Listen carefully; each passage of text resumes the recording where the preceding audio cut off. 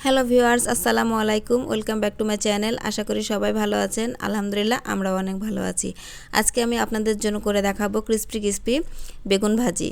আমরা তো বেগুন অনেক রকম ভাজি খেয়ে থাকি, তবে আজকের এই রেসিপিটি দেখে আপনারা বুঝতে পারবেন যে এটা কতটা মজাদার। উপরেটা ক্রিস্পি, ভিতরেটা একদম সফট। তাহলে চলুন শুরু করা যাক। এজন্য আমি এখানে 3টা বেগুন নিয়ে নিয়েছি, একদম ফ্রেশ বেগুন। আর বেগুনগুলোকে আমি এইভাবে রাউন্ড করে কেটে নিয়েছি। আমি একটু মোটা করে কেটেছি, আপনারা ইচ্ছা করলে একটু পাতলা করেও কাটতে পারেন। আর এবার আমি বেগুনটাকে একটু সামান্য লবণ এবং হলুদ দিয়ে মেখে নিচ্ছি। মাখা হয়ে গেলে এটা আমি 10 থেকে 15 মিনিটের জন্য রেস্টে রেখে দেবো। এবার একটি বলে আমি একটা ডিম ভেঙে নিচ্ছি। ডিমটা একটু ফেটিয়ে নিয়ে এর মধ্যে আমি সামান্য পরিমাণ লবণ এবং শুকনো মরিচের গুঁড়া দিয়ে দিচ্ছি।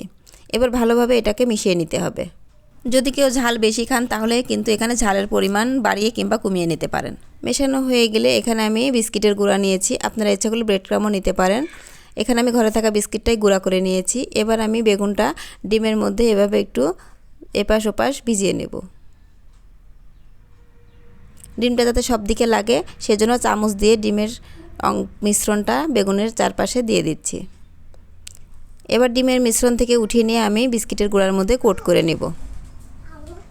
বিস্কিটের গুঁড়া দেওয়ার জন্য কিন্তু বেগুনটা খুবই ক্রিস্পি লাগবে খেতে। এর জন্য দুই পাশে কিন্তু বিস্কিটের গুঁড়াটা ভালোভাবে কোট করে নিতে হবে। এই বেগুন ভাজিটা এতটা ইজি যে আপনারা ইচ্ছা করলেই কিন্তু যখন তখন করে নিতে পারবেন। দুই পাশে কোট করা হয়ে গেলে কিছুটা ঝাড়া দিয়ে বাকি যে বিস্কিটের গুঁড়াটা সেটা ফেলে দিতে হবে, যাতে এক্সট্রা করে বেগুনের গায়ে বিস্কিটের গুঁড়াটা লেগে না থাকে। সেম প্রসেসে বেগুনগুলো সবগুলো কোট করে নিতে হবে। কোট করা বেগুনগুলো একসঙ্গে না রেখে একটু ফাঁকা করে আলাদা আলাদাভাবে রাখতে হবে। এই বেগুন ভাজিটা কিন্তু অনেক মজাদার এবং টেস্টি হয়। আপনারা বাসায় অবশ্যই ট্রাই করবেন, একবার খেলে বুঝতে পারবেন যে এটা কতটা মজার। এভাবে সবগুলো কোট করা হয়ে গেলে এবার আমি নর্মাল ফ্রিজে রেখে দেবো আধা ঘন্টা থেকে 40 মিনিট। এর বেশিও রাখতে পারেন, 1 ঘন্টা রাখলেও কোনো সমস্যা নেই। আপনারা আগে থেকে করে রাখবেন, জাস্ট খাওয়ার সময় তখন গরম গরম ভেজে নেবেন। এবার একটি ফ্রাই প্যানে কিছুটা পরিমাণ মতো তেল দিয়ে নিচ্ছি। একটু তেলটা আমি বেশিই দিয়ে নিচ্ছি, কারণ এটা ডুবো তেলে ভাজতে হবে। তো এখানে আমি তেলটা গরম হওয়ার পরে আমি বেগুনগুলো দিয়ে দিচ্ছি।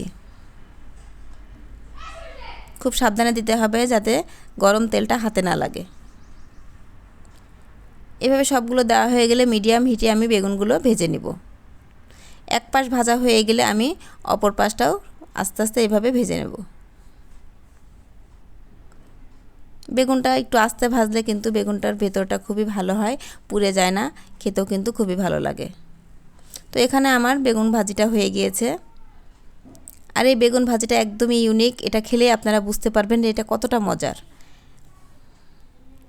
সবগুলো আমি এবার উঠিয়ে নিচ্ছি। তো দেখুন আমার বেগুন ভাজিটা কিন্তু হয়ে গিয়েছে। এটা এতটা মজার যে এটা আপনি এমনিও খেতে পারবেন, এছাড়া পোলাও, বিরিয়ানি, এমনকি খিচুড়ির সঙ্গেও আপনারা এটা সার্ভ করতে পারবেন। আর তাছাড়া সামনে রমজান আসছে, ইফতারির সময়ও কিন্তু ছোলা মুড়ির সঙ্গে বেগুন ভাজিটা দারুণ লাগবে। তো আশা করি আমার রেসিপিটি ভালো লাগবে, আর ভালো লাগলে অবশ্যই বাসায় ট্রাই করবেন। সেই পর্যন্ত সবাই ভালো থাকবেন, সুস্থ থাকবেন। আজকের মতো এখানেই বিদায় নিচ্ছি। আল্লাহ হাফেজ।